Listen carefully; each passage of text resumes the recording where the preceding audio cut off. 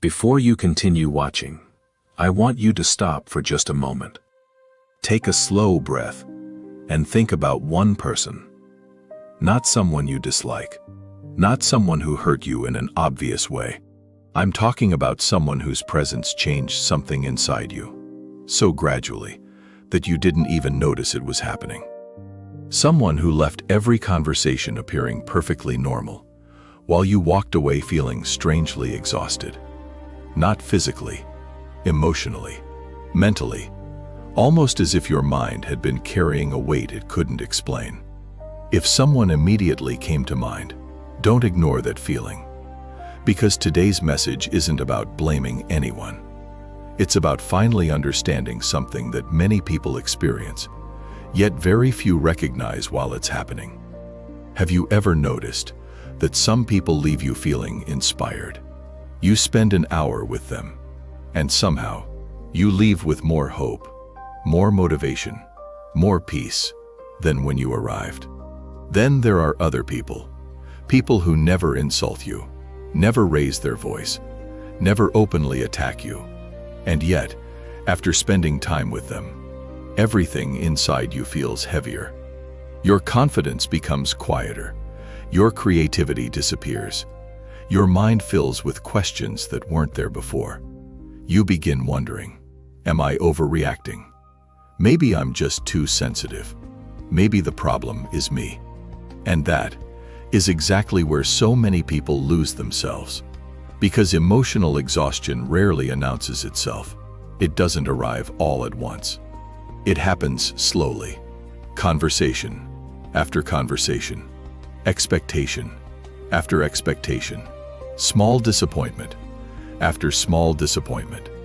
Until one day, you wake up and realize you don't feel like yourself anymore. Psychologists have spent decades studying how relationships influence our emotional well-being. Again and again, research has shown that the people surrounding us shape our stress, our confidence, our emotional resilience, and even the stories we tell ourselves about who we are. Some relationships help us grow. Others slowly drain our emotional resources. The difficult part is that this doesn't always happen through cruelty. Sometimes it happens through constant criticism disguised as advice. Sometimes through guilt. Sometimes through manipulation so subtle that it feels almost invisible. Think about the last time you apologized for something that wasn't really your responsibility. Think about the last time you stayed silent just to avoid conflict. Think about the last time you ignored your own needs because someone else's emotions seemed more important than yours. How many times has that happened? Once? 10 times? Or has it become so normal that you no longer notice you're doing it? Here's something worth remembering. Healthy relationships don't require you to abandon yourself. They don't make you constantly question your value. They don't leave you emotionally empty after every interaction. Healthy relationships create space. They create trust. They create peace. But relationships built on emotional imbalance often leave behind something much quieter: confusion, self-doubt, emotional fatigue. And perhaps that's exactly why this message found you today. Not to make you afraid, not to convince you that everyone around you is against you, but to invite you to begin paying attention. Because awareness is always the first step toward freedom. Over the next few minutes, I'm going to show you several patterns that many people overlook for years. Patterns that quietly reshape confidence, relationships, and even identity itself. And once you see them, it becomes almost impossible to unsee them. So stay with me, because what you're about to discover next may completely change the way you understand the people closest to you. Have you ever noticed that some of the most influential people in your life never raised their voice? They didn't have to. Influence isn't always loud. Sometimes it's almost invisible. It happens through small comments, tiny criticisms, a disappointed look, a sarcastic joke, a comparison you never asked for. None of these moments seem important by themselves, but over weeks, months, or even years, they begin to reshape the way you see yourself. Psychologists call this cumulative emotional influence. Small experiences, repeated consistently, can become more powerful than one dramatic event. Imagine placing a single drop of water onto a stone. Nothing happens. Now imagine millions of drops falling in exactly the same place. Eventually, even solid stone begins to change. Human confidence works in much the same way. Most people don't lose confidence overnight. They lose it, one small interaction at a time. One conversation that leaves them doubting themselves. One criticism they can't stop replaying. One moment where they feel misunderstood. Then another, and another, until self-doubt becomes so familiar, it starts sounding like their own voice. Here's something remarkable. The brain is designed to pay more attention to negative experiences than positive ones. Scientists often refer to this as the negativity bias.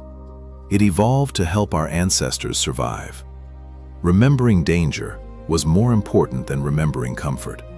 But in today's world, that same survival mechanism can work against us. One careless comment can outweigh 10 sincere compliments. One unhealthy relationship can make you question strengths that took years to build. And if you're naturally empathetic, that effect can feel even stronger. You don't just hear people's words. You notice their tone, their expression, their silence, their hesitation. Your mind begins connecting details, often without you realizing it.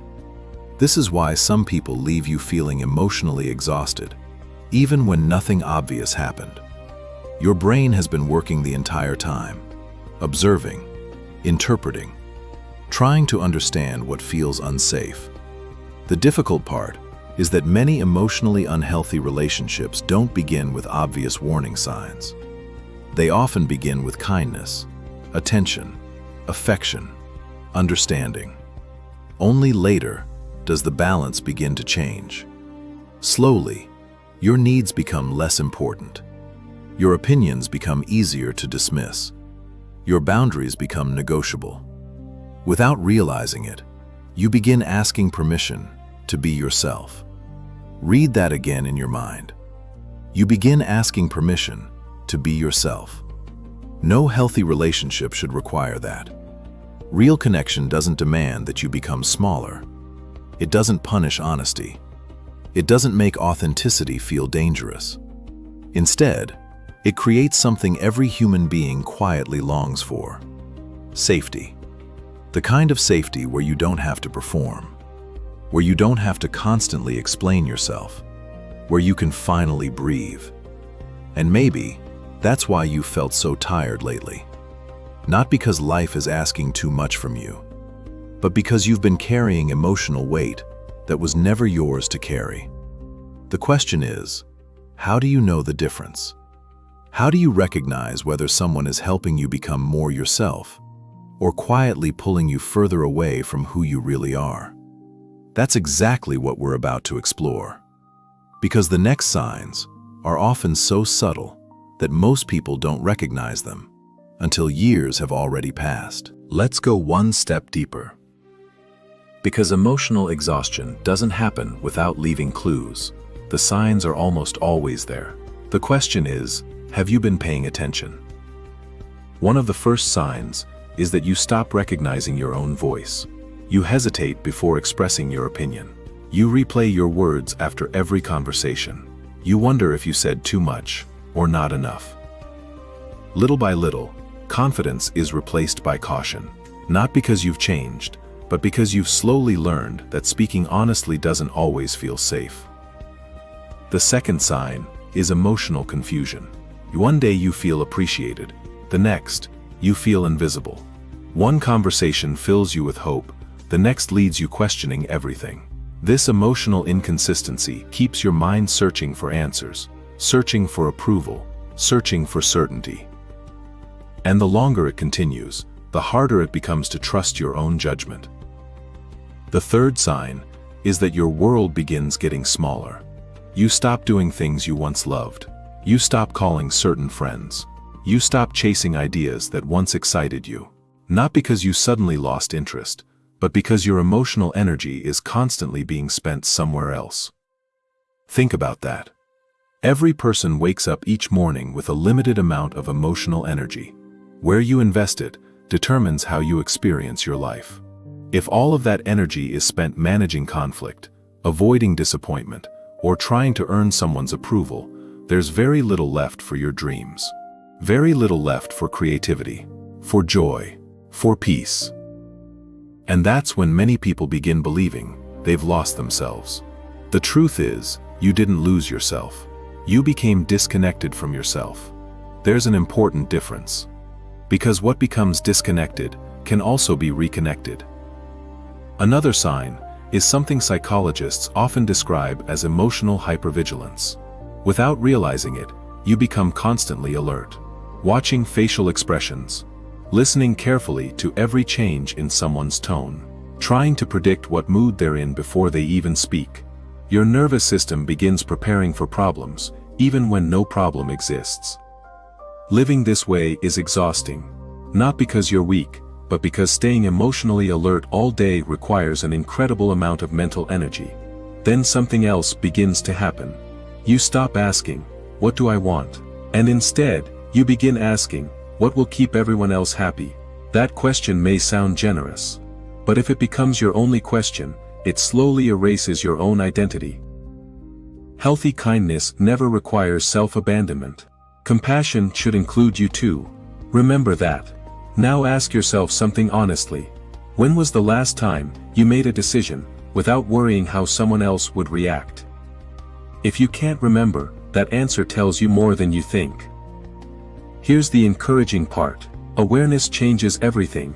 The moment you recognize a pattern, you begin taking away its power. You stop blaming yourself. You stop believing you're too sensitive. You stop apologizing for having emotional needs. Instead, you begin asking healthier questions. Who helps me become my best self? Who leaves me feeling peaceful? Who encourages me to grow instead of making me feel small? Those questions have the power to completely transform your relationships. And in the next part, we're going to talk about the hardest step of all. Why letting go can sometimes feel more frightening than staying exactly where you are. There comes a moment in almost everyone's life when they realize something they never wanted to admit. Not everyone who enters your life is meant to stay. That realization can be painful, not because you don't know the truth, but because you spent so much time hoping the truth would change. You tell yourself, they're just having a difficult time. They didn't really mean that. They'll change. If I'm more patient, everything will eventually get better. Sometimes, that happens. People grow, people heal, relationships become stronger. But sometimes, they don't. And one of the hardest lessons in life is accepting that love alone cannot change someone who has no desire to change. Many people stay in emotionally unhealthy relationships not because they enjoy suffering, but because they fear what comes after letting go. The unknown, the silence, the loneliness, the guilt. Ironically, those fears often become the very chains that keep them trapped. Here's something worth thinking about. Every yes you give to something that constantly hurts you is often a quiet no to your own peace. Every hour spent trying to convince someone to value you is an hour not spent building the life you deserve. You cannot force another person to respect your boundaries. You cannot force someone to appreciate your kindness. You cannot force emotional maturity where there is no willingness to grow. But you can choose where your energy goes. That choice changes everything. Many people believe boundaries are walls. They are not. Boundaries are bridges between self-respect and healthy relationships. A healthy person doesn't become angry because you say no. A healthy person may feel disappointed, but they respect your decision.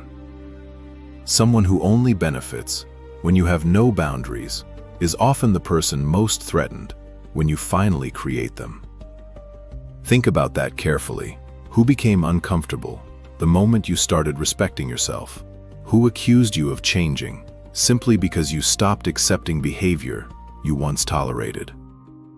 Growth often surprises people, not because you've become someone different, but because you stopped pretending to be someone you're not.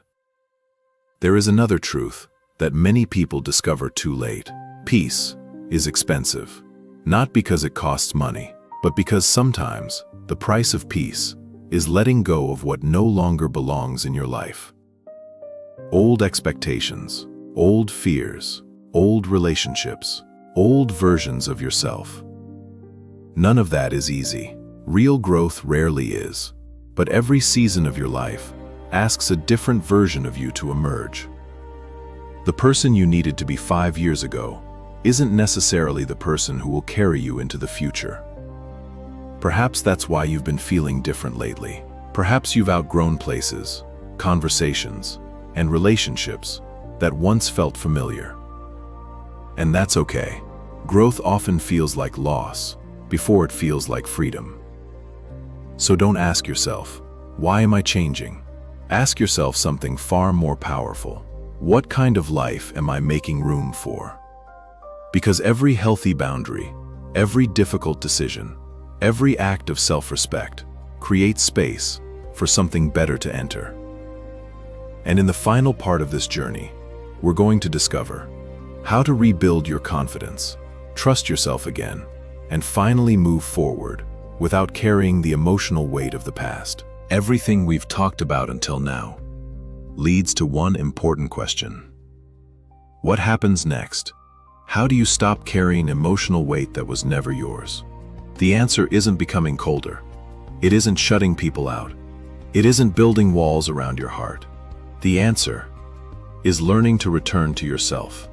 For a long time, you may have believed your value depended on how much you could give, how available you were, how understanding you were, how many problems you could solve for everyone else. But your worth has never depended on your ability to carry other people's burdens. Read that again, in your own mind. Your worth has never depended on your ability to carry everyone else's burdens.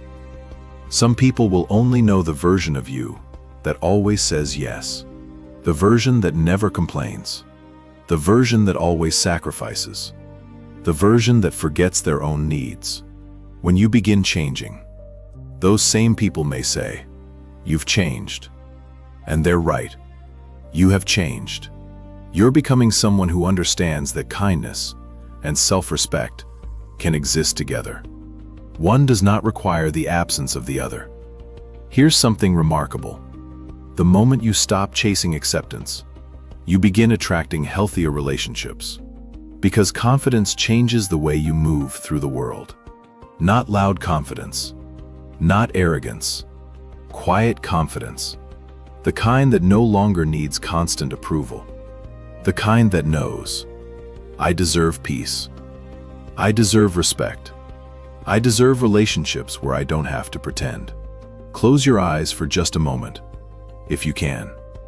Imagine waking up tomorrow without carrying yesterday's emotional weight. Imagine making decisions without fear of disappointing everyone.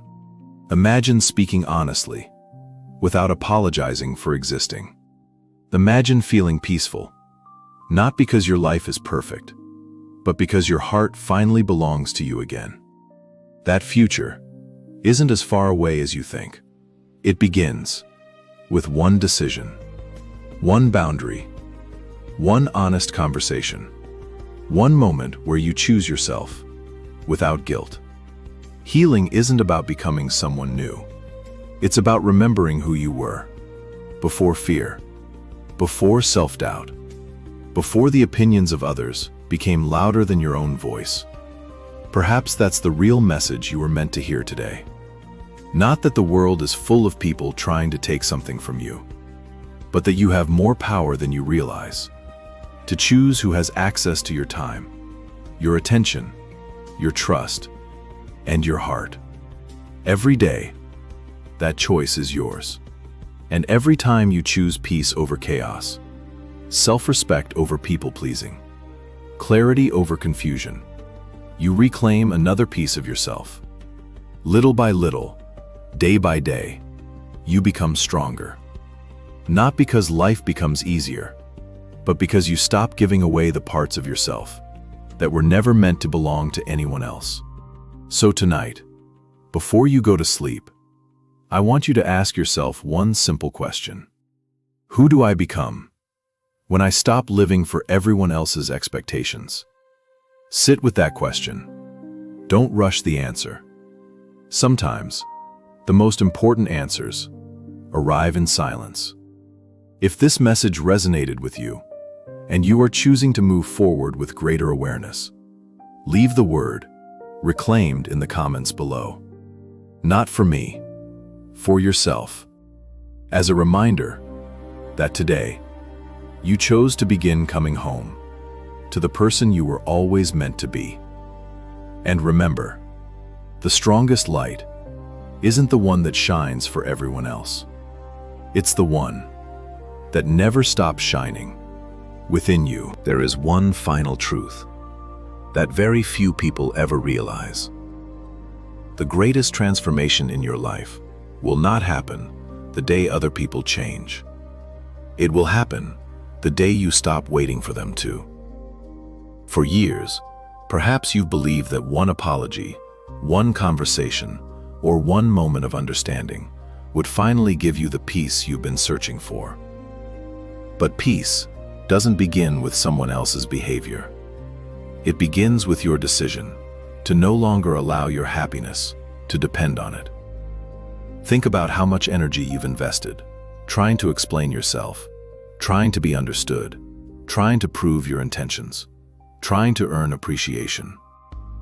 Now imagine redirecting all of that energy back toward your own life, toward your dreams, your health, your purpose, your future.